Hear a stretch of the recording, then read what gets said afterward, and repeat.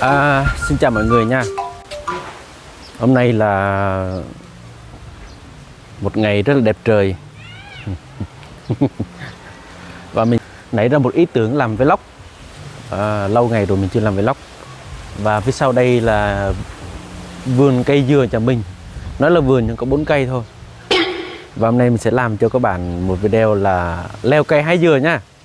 Mời các bạn cùng theo mình để mình chặt dừa, leo cây mà mình chặt dừa cho các bạn xem. Ok. Đây cây dừa nhà mình đây các bạn. Rất là cao phải không? Mình với tay là quá dừa rồi.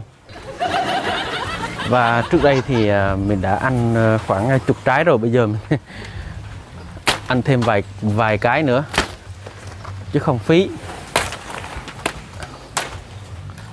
Đấy, dừa và chuối, kết hợp dừa với chuối thì có thể là thành cái món chè chứ các bạn.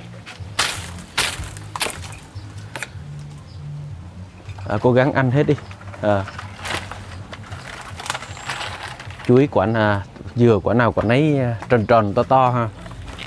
Phía sau đây có một buồng nữa.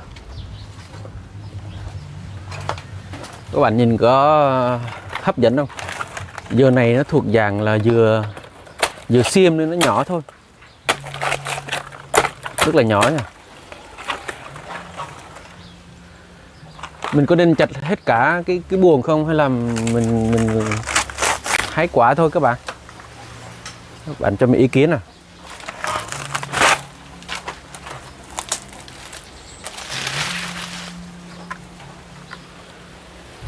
Rồi để dành thì mình sẽ hái từng quả thôi.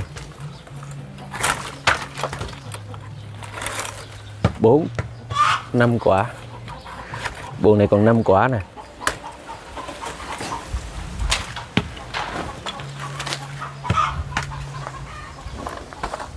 Đây các bạn ơi, dừa nhà mình nhá.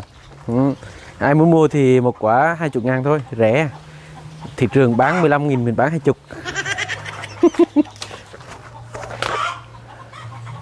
Còn cái buồng bên này không biết sao đây.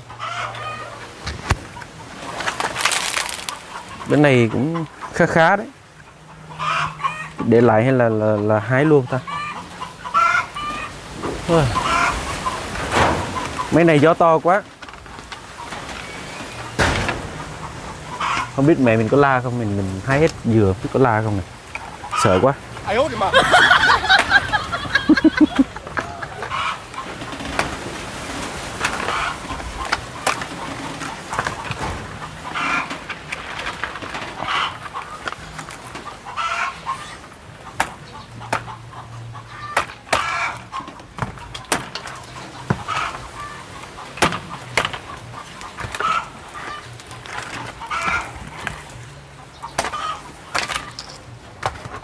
Chừng này sao mà ăn hết được 2, 4.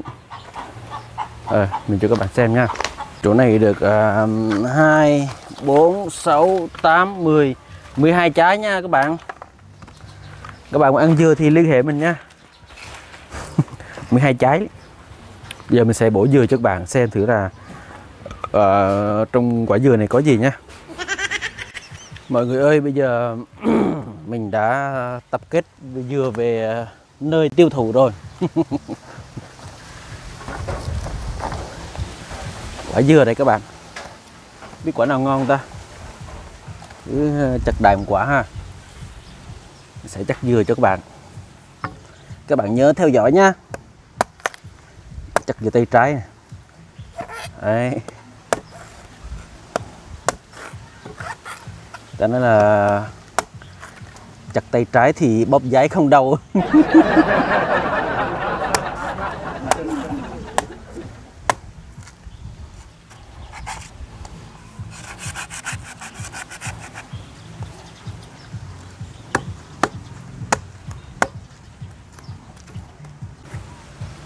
Các bạn, đây quả dừa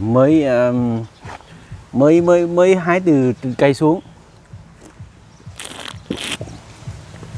Nước ngọt quá, ngọt mát nữa các bạn.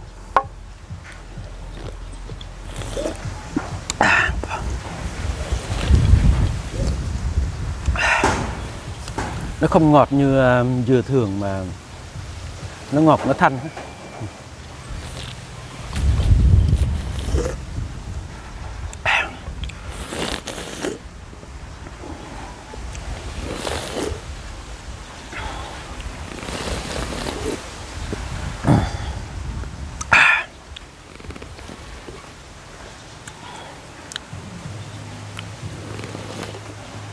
Không có ống hút nên là uống nó hơi khó tí, nhưng mà ôi sao rất là ngon.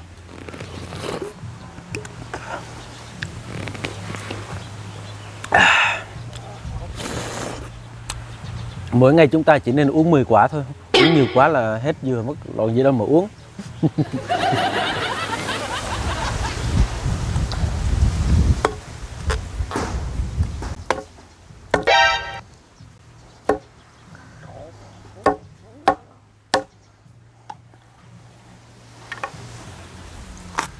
Các bạn thấy cơm dừa nè, cơm dừa ngon đó. Mình đã chuẩn bị sẵn một cái muỗng rồi để múc cơm dừa ăn. Vì là dừa xiêm nên là cơm nó rất là mềm, múc một muỗng là hết rồi.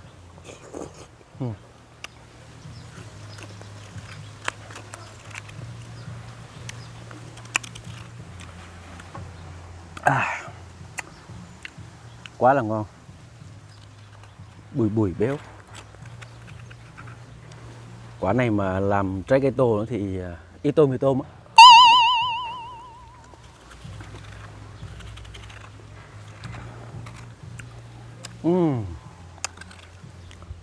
Rất là thú vị nha. Có nên làm quả nữa không các bạn? Thôi để đỡ thèm thì làm thêm quả nữa.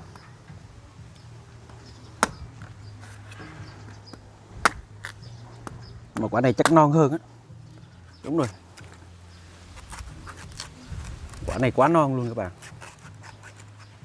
cắt đứt rất là dễ dàng. Quả non thì nó hơi chua xíu, nó không ngọt.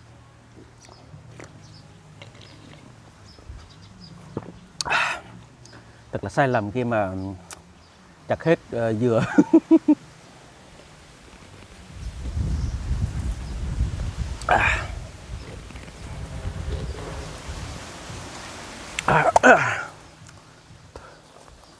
Dừa này non quá, không có cơm nhá, mình chặt luôn rồi.